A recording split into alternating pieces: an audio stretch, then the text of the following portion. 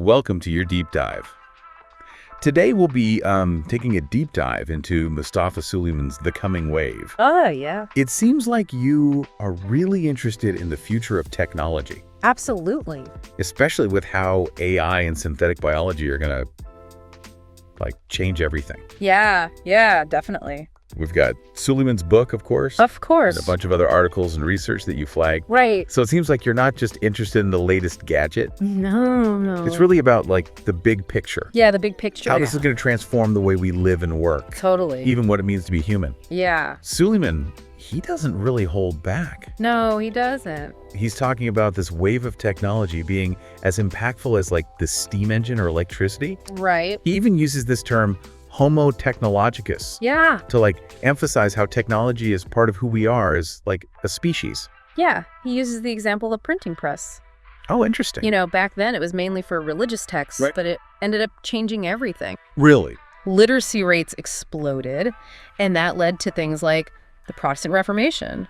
Wow. And eventually the scientific revolution. That's hard to imagine. Yeah, and Suleyman believes AI and synthetic biology have that same kind of disruptive potential. Okay, but the printing press took centuries to really have that impact. Right. What makes him think this wave is going to be any different? Well, he argues that the pace of technological development is accelerating exponentially. Exponentially. Yeah, exponentially. Think about smartphones. All right. They went from a luxury item to something almost everyone has. Right. In way less time than it took the printing press to spread. That's true. And now imagine that same rapid adoption, Yeah. but with technologies that can actually reshape the very fabric of our world. That is a scary thought. It is a scary thought. He's not just talking about things getting smaller and faster, right? Oh. You had this anecdote about LaMDA. Oh, yeah. That's one of those fancy Google language models. Mm-hmm. And he was using it to plan his dinner. Before even thinking of a regular search engine. Before he'd even think to use a search engine. Wow. It's like he was turning to AI first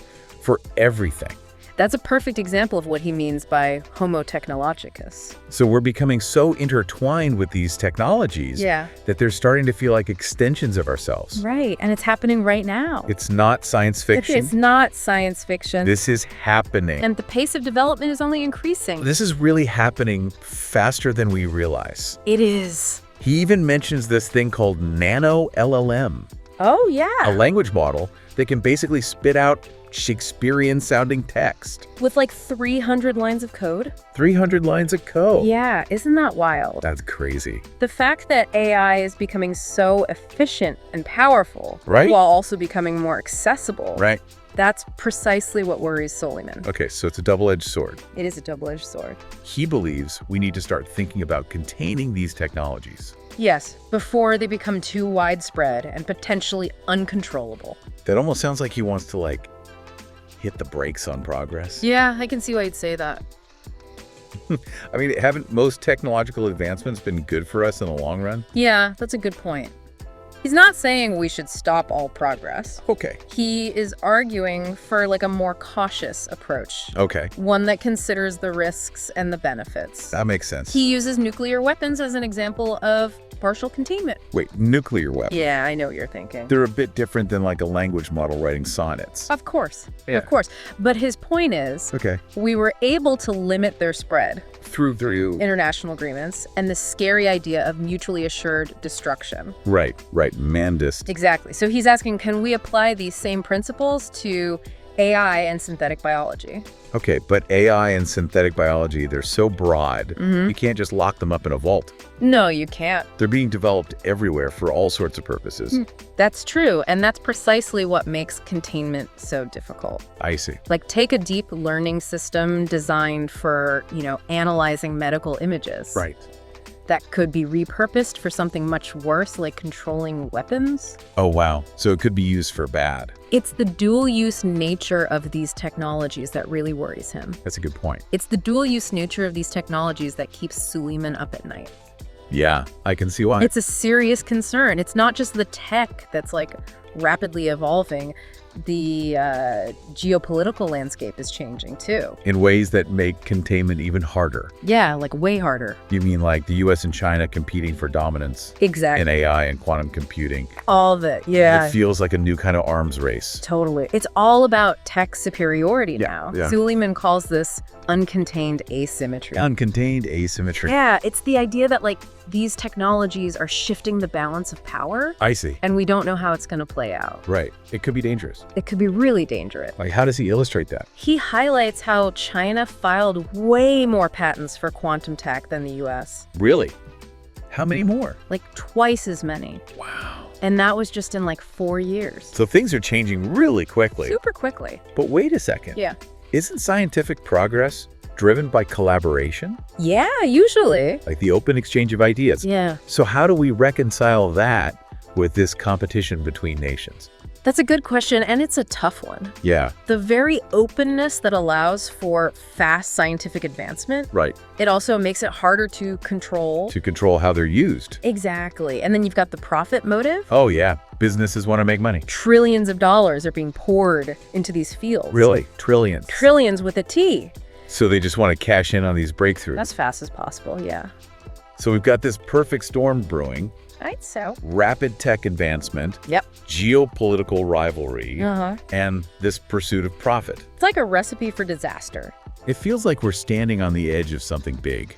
It is big. Maybe even a little scary. Definitely scary. So what does Suleyman call this? He calls this fracturing foundations. Fracturing foundations. Yeah, basically he thinks this wave of technology is hitting a world that's already struggling. Oh, right. With all the other problems? Yeah, climate change, social unrest, declining trust. It's like throwing gasoline on a fire. Exactly, like adding fuel to the fire. Okay, so things seem pretty bleak. Yeah, kind of. But you said earlier that he offers some solutions, right? He does. Like this 10-point containment plan. Yeah, the containment plan. What's in that?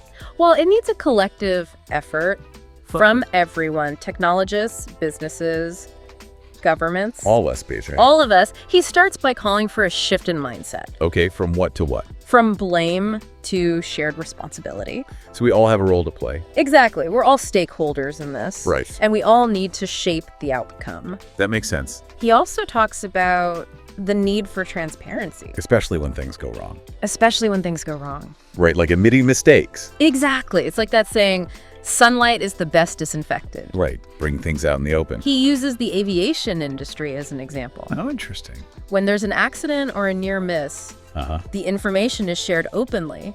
To prevent it from happening again. Exactly. So everyone learns from the mistakes. I see. So he wants that for AI and synthetic biology too. Exactly. But that's going to be tough. Yeah, it will. Companies are very secretive about failures. No, absolutely, especially in tech. Admitting a mistake could cost them a fortune. Oh, yeah. Millions, billions even. But he thinks it's worth the risk. He thinks the cost of not being transparent is far greater. Oh, because we'll keep repeating the mistakes. Exactly. And with these powerful technologies, the consequences could be devastating. So how do we actually implement this plan? Well, he gets into the specifics. Like he talks about needing a new ethical framework. For the people working with these technologies? Yeah, for the people building them. Interesting. He even proposes a Hippocratic oath for technologists. A Hippocratic oath for tech. I know it sounds kind of crazy. It does a little bit. But it's basically a pledge. Okay, to do what? To prioritize doing no harm above all else. So to think about the consequences. Yeah, not just the benefits. To be transparent about the risks. And to work together to reduce them. So it's like a more ethical approach to tech development. Exactly. He's not the only one thinking this way. Oh, really? He talks about the work of Kevin Esvelt. Who's that? He's a biotechnologist at MIT. Okay. And he's been advocating for a pandemic test ban treaty. A pandemic test ban treaty? Yeah, it sounds intense, right? So he wants to ban all research on viruses? Not exactly. He wants to ban experiments that could start a pandemic. Experiments that manipulate pathogens? Yeah, like manipulating them in dangerous ways. I see. So he thinks the risks are too high. He does, especially after COVID. Yeah, that makes sense. But it's a slippery slope, right? Yeah. Where do you draw the line? It's a tough question, and he knows that. So what does he propose? He suggests a system of liability and insurance. For who? For the people working with these dangerous materials. So they're accountable for the consequences. Exactly, like making them take responsibility. So it's like taking cues from the nuclear industry. Exactly, where safety and containment are like the top priority. So he wants to apply that to AI and synthetic biology. Exactly, and Suleyman agrees. He does. He even suggests licensing these technologies. Licensing AI. Yeah, I know it's radical, It is radical. but it's like how we regulate nuclear reactors. So who gets to decide who gets a license? That's the million-dollar question. And what are the criteria? These are the tough questions we need to figure out. This is complicated stuff. It is. So what does Suleyman suggest? He says it needs a multi-stakeholder approach, What's that? bringing together governments, researchers, businesses, and the public. Oh, so everyone has a voice. Yeah, it's about finding that balance, Between. innovation, and safety, So we can still make progress. but do it responsibly. He calls this balancing act navigating the narrow path. Yeah, it's a narrow path indeed. That sounds kind of ominous.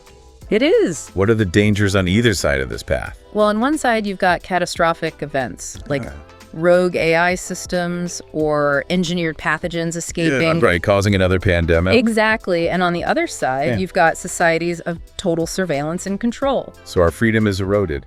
Exactly. A dystopian future. So it's lose-lose. Could be. Either the tech controls us. Or it spirals out of control. It feels like we're trapped. It does feel that way sometimes. But Suleyman thinks we have a choice. He does. He thinks we can choose our path. But only if we act now, Yeah, before it's too late. before these technologies become too powerful. But how do we even begin to address these challenges? He stresses the importance of starting the conversation now. So just talking about it. Talking about it is the first step. Okay, what else? We need to talk about data privacy, algorithmic bias. Right, and the potential for misuse. Exactly. He even mentions the infocalypse. Oh, yeah, that's a scary one. What is that exactly? It's a future where we can't tell truth from falsehood Because of, because of disinformation, deepfakes. like, you can't trust anything you see online. Exactly. Imagine deepfakes. So good. That we can't even trust reliable sources. That's the infocalypse. It sounds like chaos. It would be chaos. Like a total social breakdown. It could lead to that. And we're already struggling with misinformation. Oh, absolutely. We're primed for this. So how do we prevent this infocalypse from happening? Well, he thinks part of the solution Yeah. is to develop AI systems that can detect deepfakes. So we can know what's real. Exactly. And we need to educate people About how to spot fake news. exactly how to be more critical online. But it's not just about the tech, is it? No, it's also about the social and political factor. Right, like why people believe this stuff. Exactly. Why are people susceptible to misinformation? So we need to rebuild trust in institutions, Yeah. promote media literacy, Yeah. and find ways to heal the political divide. It's a tall order. It sounds impossible. It does sometimes. So where do we even begin? He says we need to acknowledge the problem Okay. and have honest conversations about the risks. So raising awareness. That's the first step towards containment. So we're at a crossroads with all this, right? Like we have these amazing technologies Yeah. that could solve big problems, Huh. but they could also create huge new problems. That's exactly Suleyman's point. It's not about like rejecting technology. Yeah. It's about steering it in the right direction. In a way that benefits humanity. Right. Not just like letting it run wild. Exactly. We have to be proactive. We can't just hope for the best. Nope. We have to shape the future we want. You mentioned how he gets inspiration from nuclear weapons. Yeah. Like how we've handled them. Are there other examples of containment that give him hope? That's a good question, are there? He mentions the ban on blinding laser weapons. Blinding laser weapons. Yeah, it's a thing. I had no idea. It shows that international agreements can work. Even with these powerful technologies. Even with scary tech.